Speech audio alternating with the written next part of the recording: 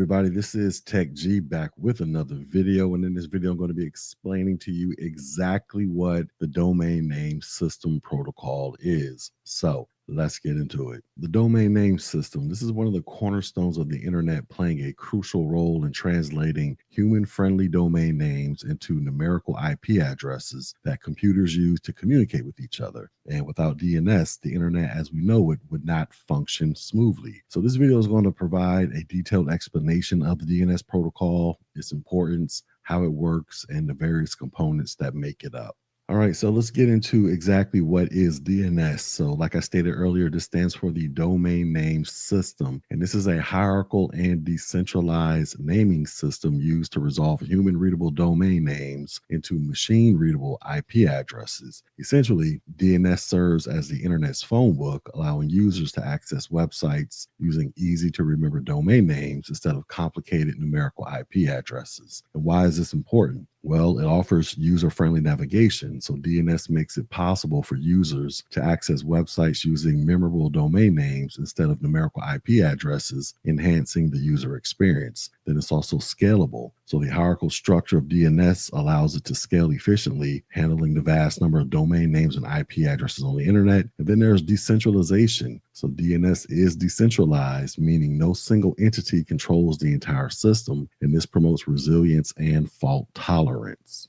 All right, so let's talk about how it works. So to understand how DNS works, it's essential to break down the process into its fundamental steps. And the first part is the DNS query. So when a user enters a domain name into their web browser, a DNS query is initiated to find the corresponding IP address. Then after that, the query is sent to a DNS recursive resolver, which is often managed by the user's ISP. And the resolver's role is to handle the DNS query process and return the IP address to the client. Now, if the recursive resolver does not have the IP address cache, it sends the query to one of the root name servers. And these servers are the top level in the DNS hierarchy and direct the query to the appropriate top level domain server, which could be a .com, a .org, or a .net, etc. Now, after all of that, the TLD, or the top level domain name server, responds with the address of the authoritative name server for the specific domain. And the authoritative name server for the domain, this contains the DNS records that map the domain name to its corresponding IP address, and it responds to the recursive resolver with the IP address. And after that, the recursive resolver caches the IP address for future queries and returns it to the user's web browser. And then the web browser uses the IP address to establish a connection with the web server and load the website.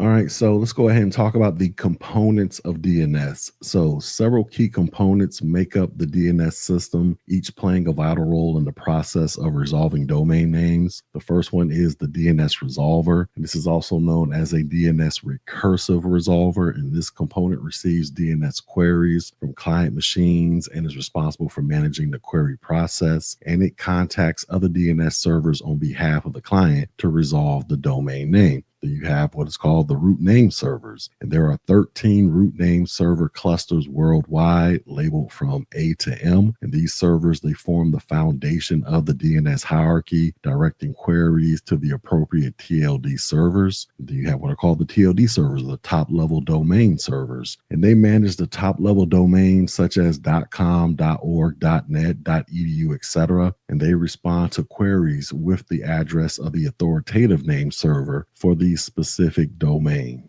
And then you have what is called the authoritative name servers. And these servers store DNS records for specific domains. They provide the final answer to DNS queries, mapping domain names to IP addresses. And then we have what are called DNS records. So DNS records, these are entries in a DNS database that provide information about domain names and their corresponding IP addresses. And the common types of DNS records include the following. So you have what is called an A record, and this maps a domain name to an IP version 4 address. Then you have what is called a quad A record, and this maps a domain name to an IP version 6 address. Then you have what is called a CNAME record. This maps a domain name to another domain name or a canonical name. You have the MX record, and this specifies the mail servers for a domain. You have the NS record. This indicates the authoritative name servers for a domain. Then you have the text record. This provides text information to outside sources, and this is often used for domain verification and email security.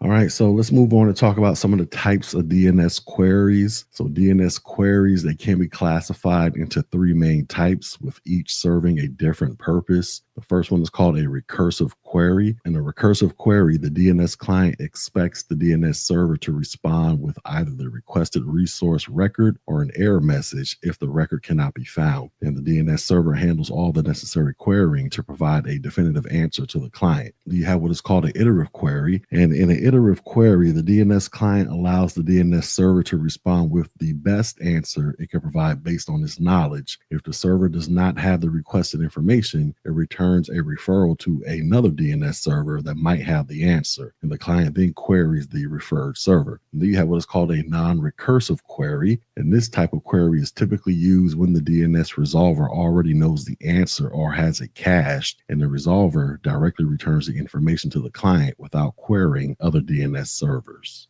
All right, so let's move on and talk about DNS caching. So DNS caching, this is a critical feature that improves the efficiency and speed of the DNS resolution process. So when the DNS resolver receives a response, it stores or caches the information for a predetermined amount of time, which is known as a TTL, or a time to live. And subsequent queries for the same domain name can be answered from the cache, reducing the need for repetitive queries to external DNS servers. And here are the benefits of DNS caching. So one, there's reduced latency. So cache responses, they allow for quicker retrieval of DNS information, reducing the time it takes to resolve domain names. There's lower DNS traffic. So by answering queries from the cache, the resolver reduces the number of queries sent to the external DNS servers, decreasing overall DNS traffic. And then there's improved reliability. So cache data, it can serve as a fallback if external DNS servers are temporarily unreachable, enhancing the reliability of DNS resolution.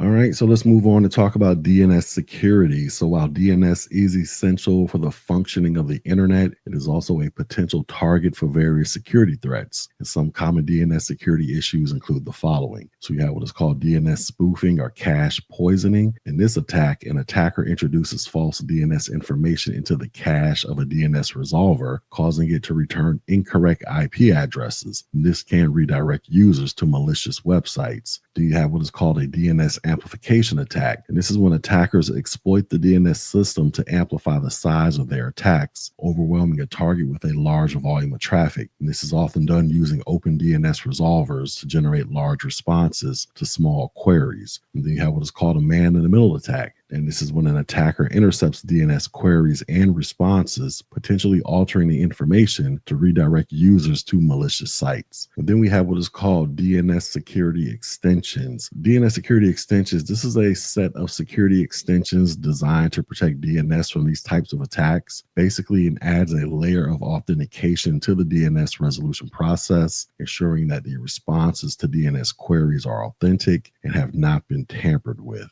And this is how DNS security works. So the first part is the digital signature. So DNS security, it uses digital signatures to verify the authenticity of DNS data. And each DNS zone has a public-private key pair. And the private key, this is used to sign the DNS records. And the public key is published in the DNS. You have what's called a chain of trust. So the chain of trust starts with the root zone, which is signed by the root key. And each subsequent zone is signed by its own key. And this trust chain is validated from the root down to the specific domain. And then you have what is called validation. So when the DNS resolver receives a DNS security sign response, it uses the public key to validate the digital signature, ensuring that data has not been altered.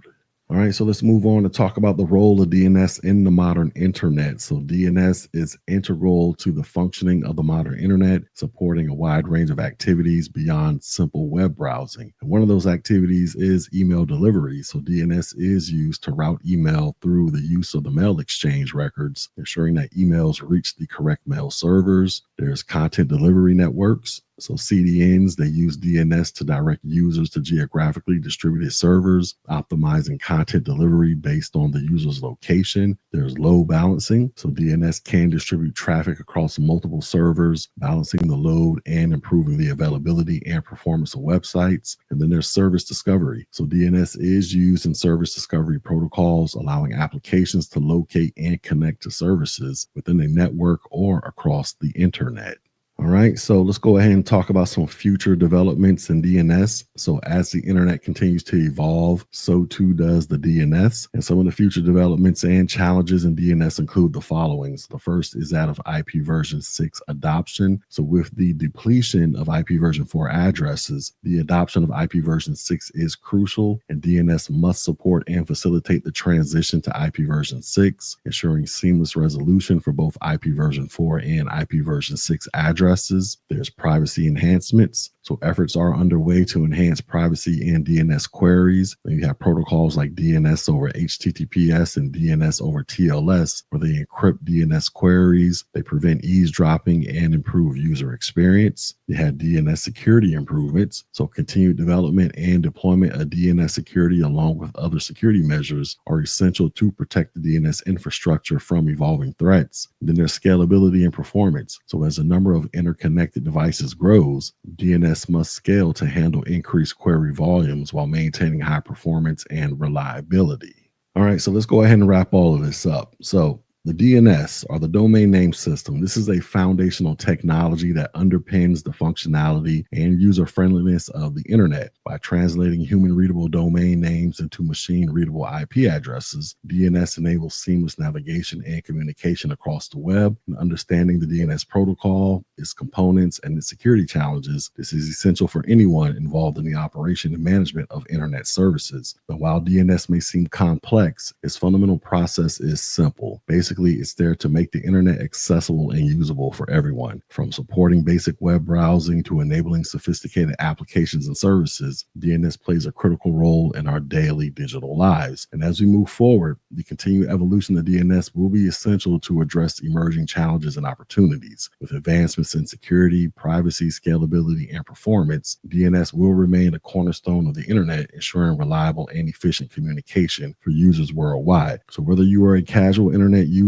a web developer, or an IT professional, understanding DNS is crucial. It empowers you to appreciate the intricate workings of the internet and equips you with the knowledge to troubleshoot issues, enhance security, and optimize performance. And by grasping the concepts and mechanisms behind DNS, you can contribute to a safer, more reliable, and more accessible internet for everyone. So in summary, the DNS, this is much more than just a technical protocol. It is the backbone of our online experiences, enabling us to navigate the vast landscape of the internet with ease and efficiency. And as the digital world continues to grow and evolve, so too will DNS, adapting to the needs of an ever-expanding network of users and devices. And embracing and understanding DNS is not just a technical necessity, but a step towards harnessing the full potential of the internet.